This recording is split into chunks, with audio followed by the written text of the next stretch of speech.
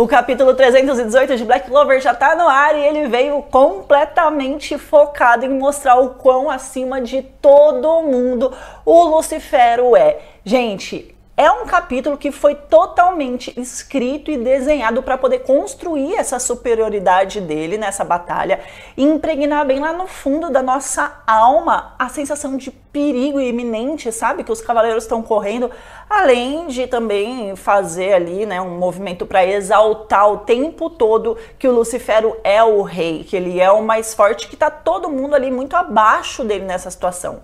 A gente vai falar bastante sobre isso nesse capítulo, porque o Lucifero foi colocado aqui como um ser superior, acima de tudo, de todos, de uma forma que faça ali a gente sentir que não tem mais saída, né? E dessa forma começar a criar o caminho para o clímax da batalha. Então bora lá, já deixa seu like aqui nesse vídeo, se inscreve se não for inscrito.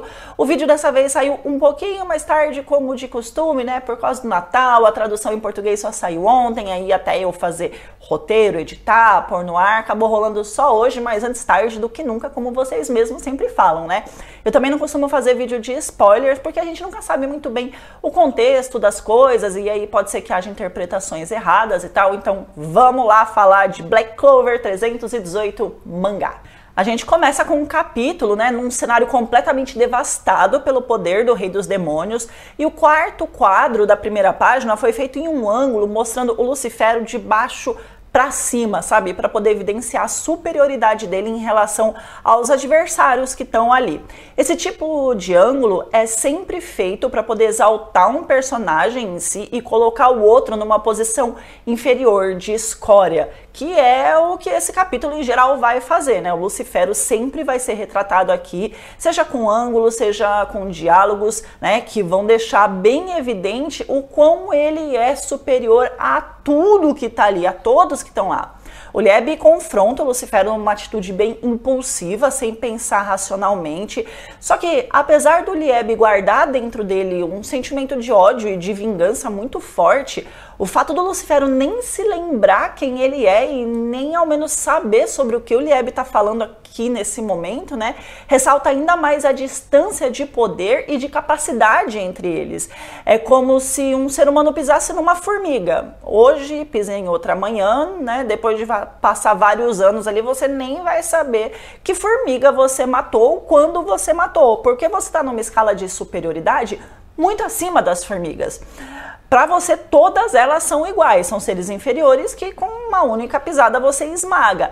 Então você nem dá importância para isso. Isso fica ainda mais evidente quando ele fala que o Lieb é um ser sem poder mágico nenhum, porque nessa situação aqui, o fato dele não ter poder mágico nenhum é uma condição raríssima de se encontrar no universo da obra. Então alguém com esse tipo de característica não ia ser esquecido tão facilmente assim, ainda mais na situação em que eles tinham se encontrado anteriormente, que era extremamente peculiar e que seria praticamente impossível de se esquecer. Até porque o Lieb, né, até o momento é o único demônio sem poder mágico nenhum. E foi através dele que o Tio Lu começou, né, a se manifestar na Terra da outra vez. Então o fato dele não ter a mínima noção de quem o Lieb é, deixa ainda mais enfatizada essa superioridade do demônio que é o rei do submundo.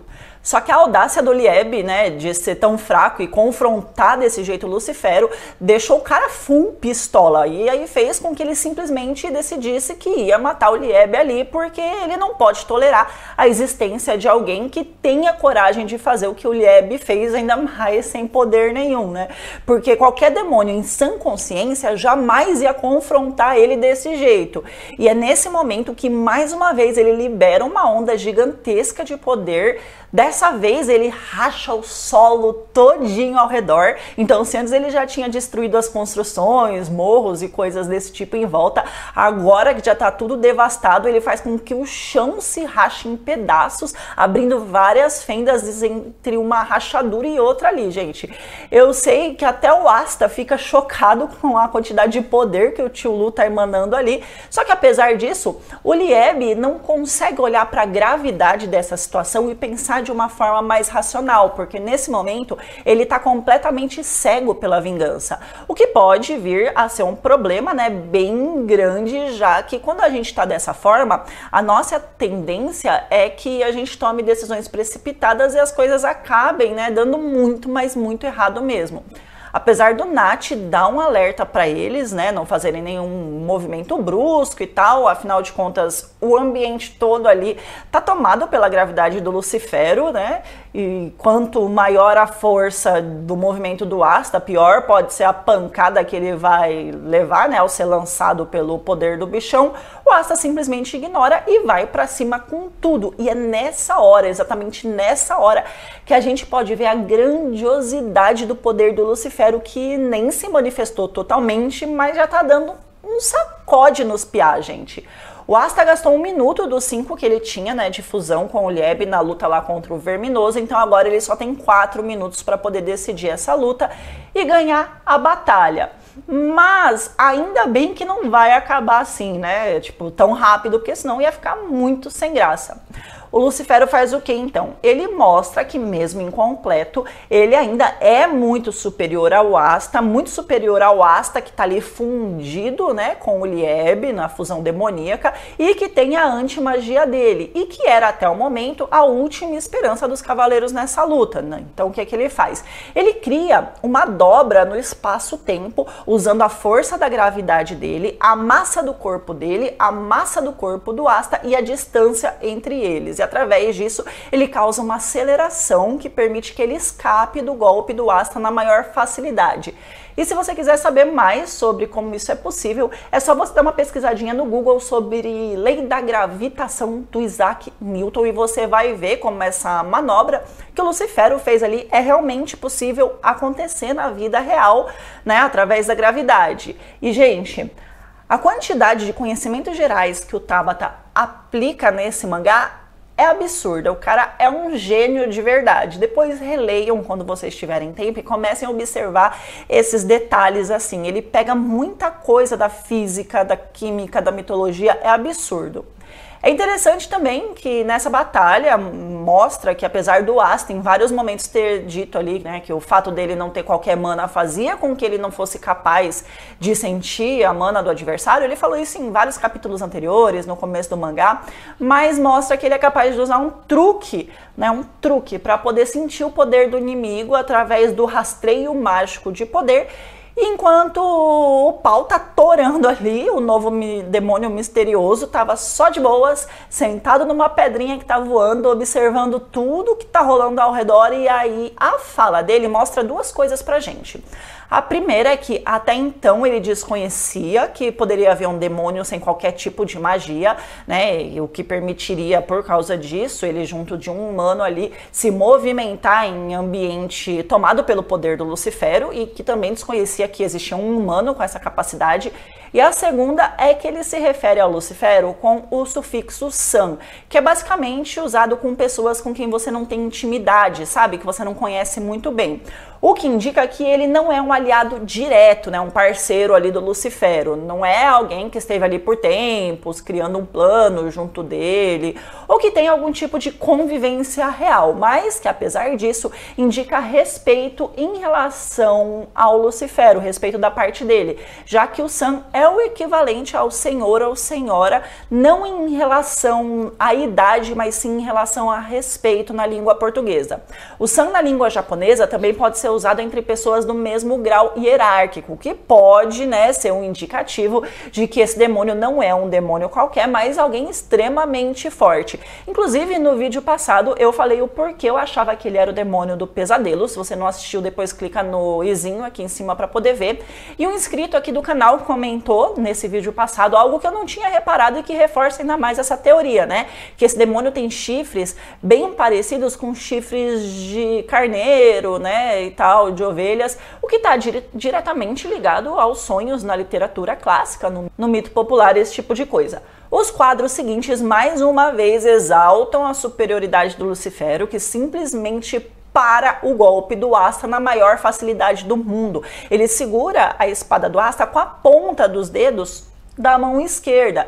E ao menos que ele seja canhoto, o que eu acho bem difícil, o fato dele usar a mão mais fraca, né, e a mão esquerda, quando você é destro, ela é mais fraca, né, deixa ainda mais evidente o tamanho absurdo do poder desse desgranhento. Gente, com o Lucifero segurando a espada, o Asta simplesmente não consegue nem se movimentar, de tão absurda que é a força dele. Só que junto desse poder tão grande vem também um ego super inflado. Geralmente é normal isso acontecer, ainda mais com seres demoníacos, né? Já que ele se julga superior a todo mundo. E com toda razão. Então, o que é que ele faz? Ele simplesmente testa a lâmina do Asta para ter certeza ali se ela oferece algum risco, ainda que mínimo, contra ele. Só que, para surpresa dele, a lâmina da espada do Asta é capaz de fazer um corte de leve no dedo dele até arrancar sangue. Algo que alguém que se julga tão superior nunca ia esperar na vida. Eu sei que isso faz com que ele fique possesso de ódio, afinal de contas, ali tem um ser insignificante, bem mais fraco, que é capaz de arrancar sangue dele. E ele dá uma chulapada no meio da cara do Asta, que olha, o pescoço do Piá só não quebrou porque ele é o protagonista de verdade, porque a cabeça dele virou mais que da menina lá no filme do Exorcista. O Asta voa longe e nesse momento a gente pode ver que, apesar de ter sido resgatado, o Yami está em péssimas condições e que a cada minuto que passa ele vai ficando cada vez mais debilitado. Provavelmente porque, por algum motivo, ele ainda deve estar tendo a força vital dele sugada. E se ele está nessas condições, o William, então, né, nem deve se imaginar como é que ele tá à beira da morte. A Vanessa tá usando o Rouge ali para poder evitar que o Yami seja atingido mortalmente por destroços ou por resquícios, né, do poder do Lucifero que possam atingir eles ali e tal. Mas ainda assim, sem alguém ocupando a atenção do Lucifero, ele pode a qualquer momento descobrir que eles estão ali e acabar com tudo. Quando o Asta voou com a pancada, o dano que ele sofreu foi tão forte que até a visão dele ficou afetada nesse momento. Isso eu achei um detalhe muito interessante, porque geralmente eles tomam pancada e levantam logo em seguida, né? É bom ter ali alguma coisa que tenha acontecido, né? O estrago dele ali tá tão grande que ele nem consegue levantar do chão, o que faz o capítulo acabar com a reunião triunfal dos capitães que se reuniram, com a Leona fazendo a frente na junção dos brabos e que vai tornar as coisas bem interessantes.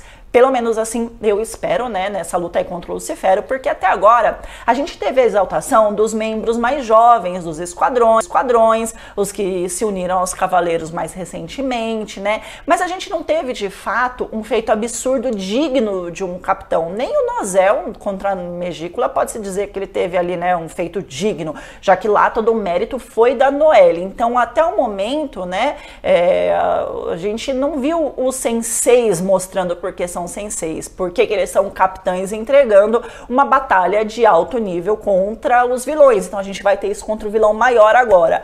Vamos ver nos próximos capítulos como vai ser a interação entre eles. Eu já imagino que vai ser muito boa, porque o Tabata trabalha muito bem isso, e essa batalha em si contra o Lucifero tá me deixando bastante empolgada. Eu acho que tá sendo melhor do que as batalhas anteriores, porque ela tá vindo mais condensada, mais carregada de maturidade, de diálogos melhores. Então vamos ver aí o que nos aguarda nos próximos capítulos, tá bom, gente? Um beijo pra vocês, até o próximo vídeo. Tchau!